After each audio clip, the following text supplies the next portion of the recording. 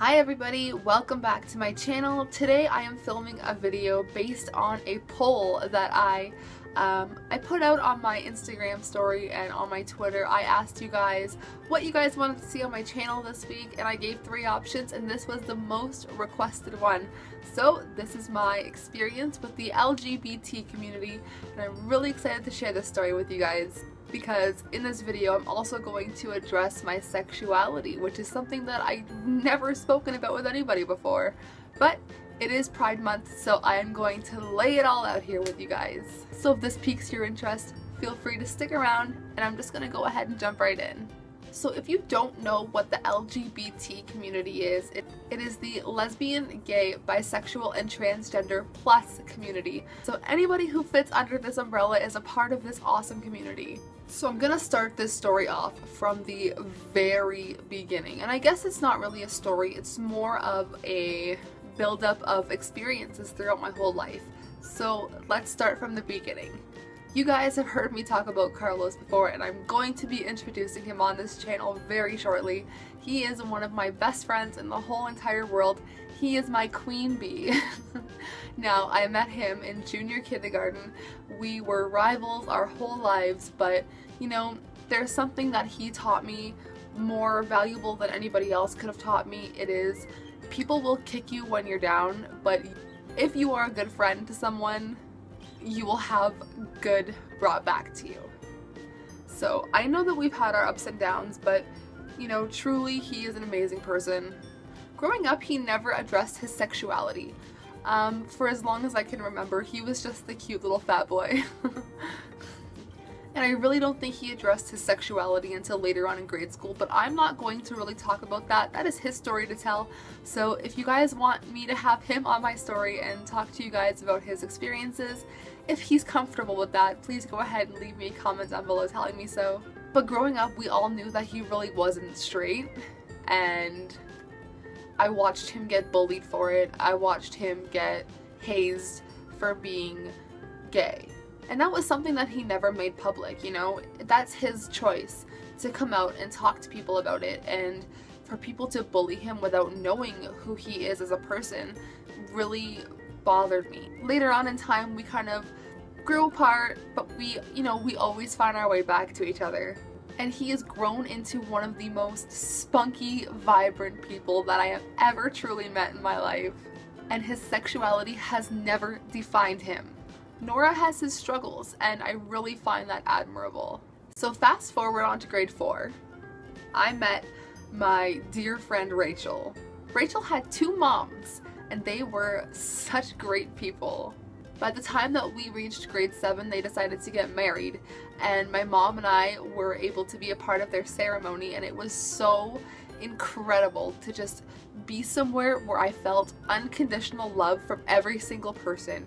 It was the most joyous ceremony that I could have ever participated in, and you know, same-sex marriages are beautiful, and to be able to, like, this is before anything was, like, I think this is when it was just newly legal to have same-sex marriages in Canada, and it wasn't seen very often. So to be a part of something that positive really shaped my life, really opened my eyes to let me know that there are different walks of life, and these people chose a path of extreme happiness because of all, like you could genuinely see it because of all the love that surrounded them, and it was just such a positive experience to be involved in a same-sex marriage.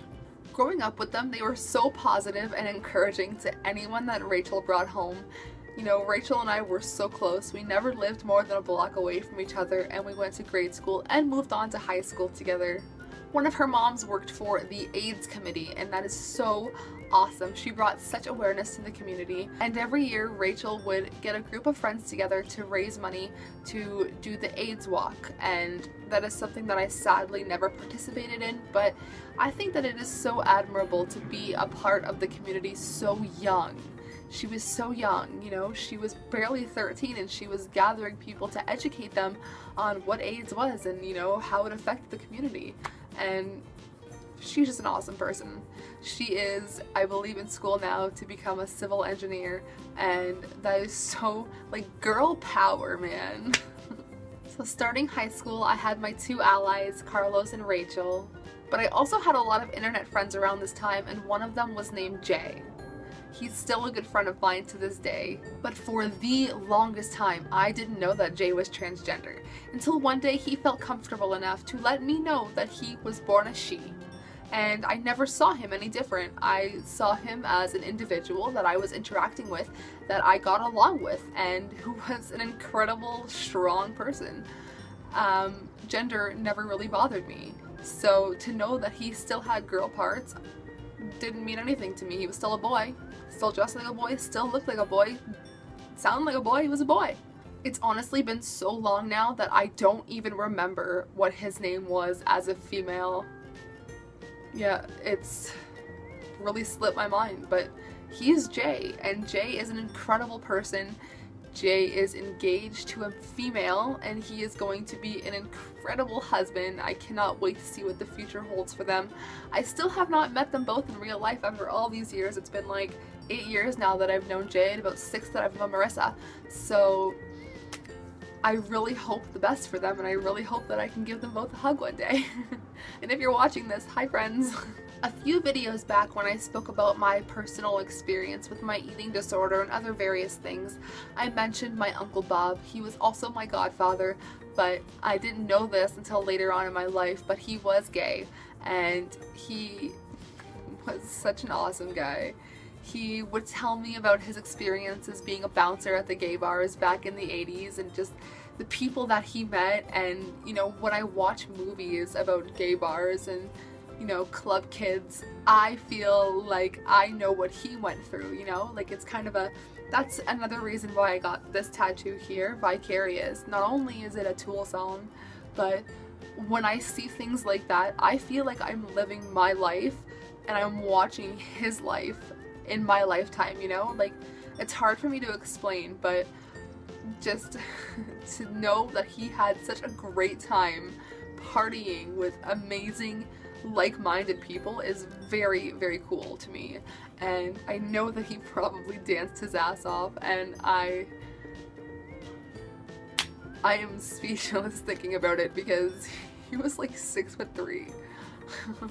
But he did bring a lot of awareness to the community. He traveled a lot in his younger days, and he would tell me about rallies and marches that he was a part of to raise awareness for different communities in different parts of the world.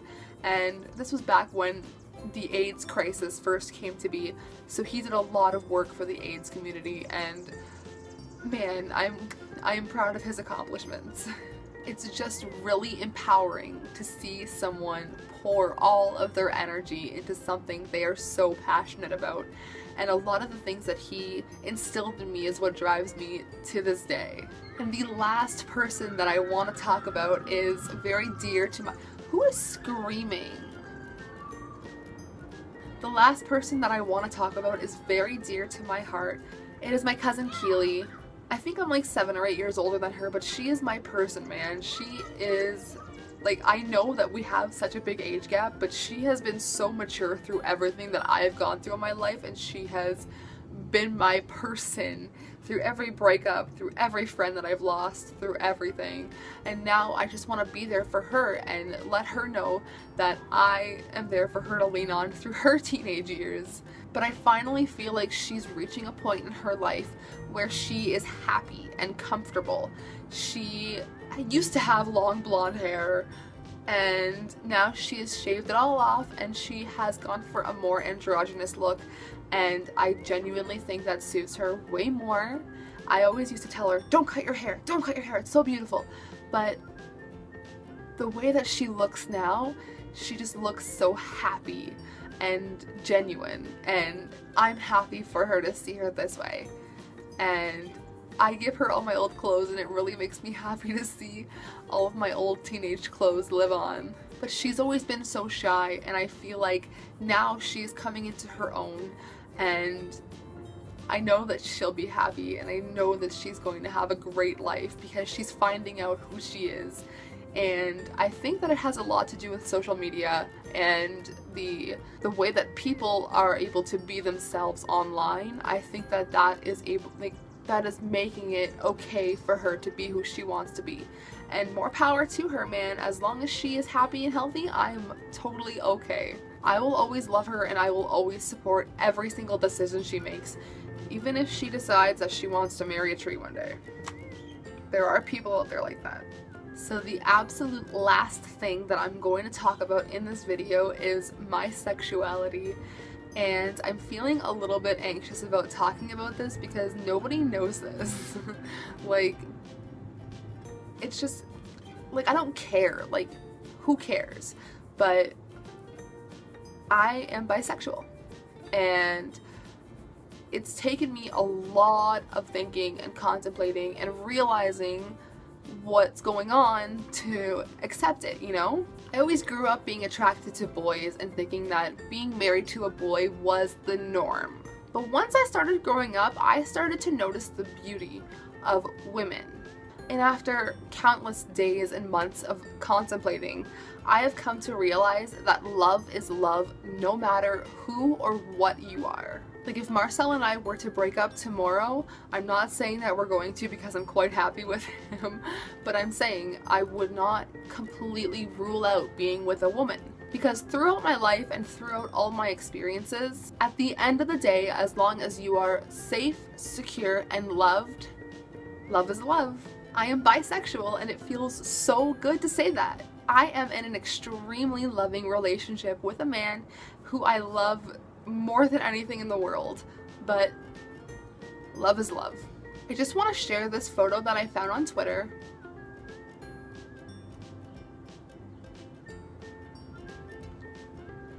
Bisexuals, pansexuals, transgender, non-binary people have every right to be at Pride regardless of what gender they're dating. It does not matter who you are with, what your gender is, what your orientation is. If you love someone, you love them, and nobody should come in between that. If you are willing to happily support the LGBT plus community with open arms and no judgment, it does not matter what your sexual orientation is. Everyone is human when it all boils down. We are all just skin and bones. We all have the same skin and bones. So I really hope that you guys enjoyed this video. I had a lot of fun reminiscing on old stories. That is one of my favorite things to do. I hope that you guys get to meet Carlos soon. You guys are going to love him. And thank you everyone for voting on this topic and making it such a positive thing to talk about. I am so happy to sit here with you guys and just give you a positive message. So if you want more videos like this, please leave comments down below on what you guys want me to talk about. It can be anything. I have lots of opinions. But please go ahead and subscribe to join my little family here. I upload, you know, it's gonna be quite frequently now. I am doing pretty good with this setup here. I like it. I want to get a new color here for the backdrop. So leave a comment down below on what color you want this backdrop to be and what color you think suits my personality. I love each and every single one of you, and please remember, love is love. Doesn't matter who you love as long as you're happy. I will see you in my next video. Sayonara, suckers.